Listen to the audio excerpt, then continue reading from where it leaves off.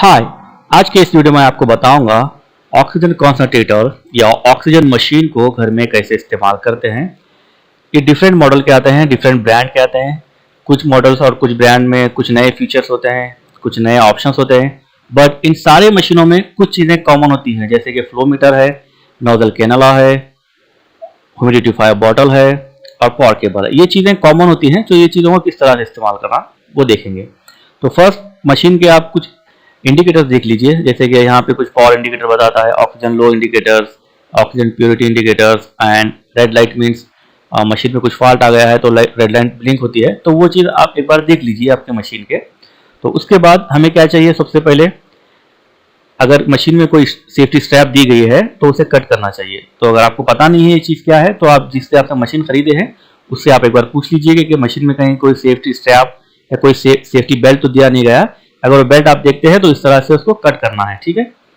ये जो मशीन मैं यूज़ कर रहा हूँ इसमें कोई वो स्ट्रैप नहीं दिया गया है, ठीक है। तो हमें अब फर्स्ट चीज़ क्या चाहिए, ह्यूमिडिफायर बॉटल, इसको कहते हैं वाटर बॉटल। मैं आसान भाषा बोलूँगा ताकि सबको समझ में आए। तो इसको कहते हैं ऑक्सीजन पाइप या नोजल कैनला, और वो रहा आपका पावर केबल, ठीक है। ये पावर केबल है।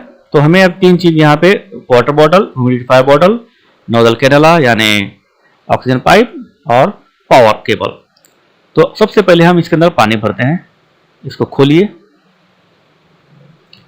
आप डिस्टिल वाटर यूज कीजिए, साफ पानी डिस्टिल वाटर। यहाँ पे मिनिमम और मैक्सिमम बॉटल के ऊपर लिखा होता है। तो आप इसको 35 to 50% भर दीजिए, इस तरह से 35% to 55% पानी इसके अंदर भर दीजिए ये बॉटल में,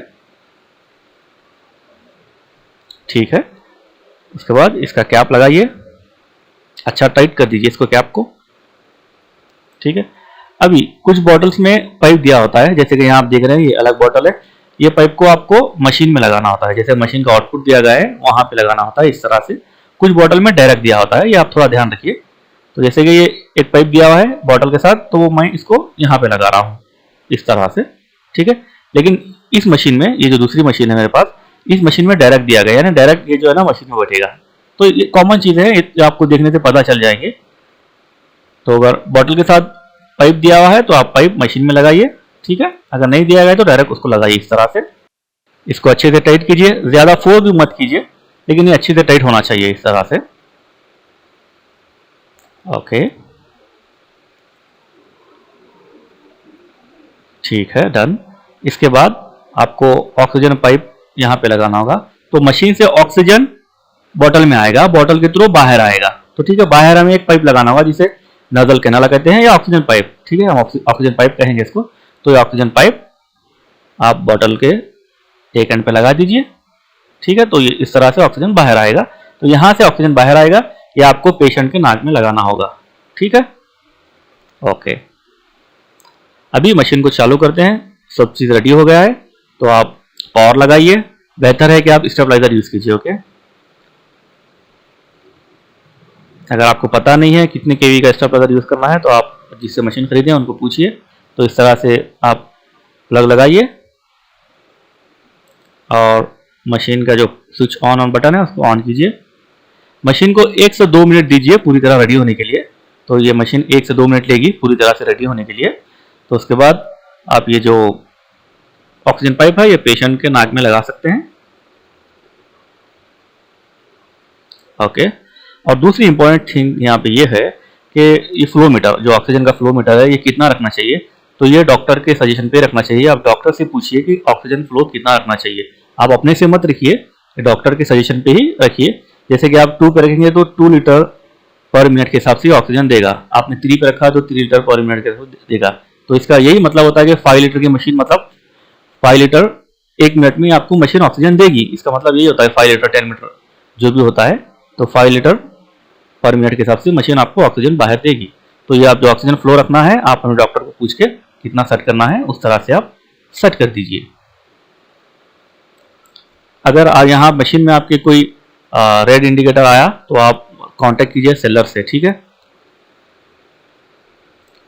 और मशीन को तभी बंद करना है तो आप पहले मशीन का जो बटन दिया गया है स्विच ऑन ऑफ, पहले उसका बटन बंद करके बाद में आप मेन बटन बंद कर दीजिए। तो उसके बाद फिल्टर पे आते हैं। एक फिल्टर बाहर की तरफ होता है, कुछ मशीनों में कवर दिया होता है, लेकिन इस मशीन में खुला दिया है।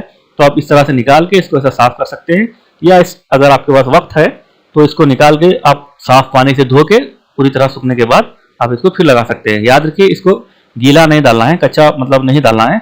आप पूरी तरह इसको धोने के बाद, पूरी तरह सूखने के बाद ही आप मशीन में लगाना, ठीक है। तो इस तरह से आप मशीन को घर में इस्तेमाल कर सकते हैं। अगर फिर भी आपको कुछ समझ भी नहीं आ रहा है, कुछ डाउट हैं, तो आप प्लीज प्रोफेशनल से कांटेक्ट कीजिए, या आपको जिसको मशीन दिया है उससे कांटेक्ट कीजिए। अगर ये मशीन में कोई रेड इंडिकेटर आया है, रेड लाइट ब्लिंक हो रही है कंटिन्यू, या कोई साउंड आ रहा है, तो आप प्लीज सेलर से कांटेक्ट कीजिए। और लास्ट में कुछ इंपॉर्टेंट पॉइंट ये है कि मशीन को जब आप यूज कर रहे हैं तो इसको दीवार से 2 या 3 फीट की दूरी पे रखिए, ताकि हवा का वेंटिलेशन हो। और इस मशीन को कभी हॉरिजॉन्टल मत रखिए, वर्टिकल पोजीशन में रखिए, मतलब खड़ा ही रखना, मशीन को आड़े नहीं रखना है, ठीक है। मशीन को हमेशा खड़ा ही रखना है। और जब भी आपको मशीन बंद करना है तो पहले मशीन का जो पावर ऑन बटन है उसको बंद करके बाद में मेन बटन बंद करना है। तो ये था मेरा शॉर्ट वीडियो। अगर आपको ये वीडियो हेल्पफुल लगा तो आप शेयर कीजिए। अगर आपको कुछ भी समझ में नहीं आया, या कुछ आप मशीन में कुछ प्रॉब्लम है, या आपको कुछ और डाउट्स हैं, तो आपको जिसने मशीन बेचा है आप उससे कांटेक्ट कीजिए, जो जानता है प्रोफेशनल है उससे कांटेक्ट कीजिए। आप खुद से मशीन को कुछ करने मत जाइए, क्योंकि ये लाइफ सेविंग मशीन है। टीवी, मोबाइल या लैपटॉप नहीं है कि आप इससे कुछ एक्सपेरिमेंट करें। कुछ भी आपको समझ में नहीं आया तो आप जो है ना, जिसने आपसे मशीन बेची है, सेलर या प्रोफेशनल जो है, उससे कांटेक्ट करके मशीन को यूज कीजिए। Thank you.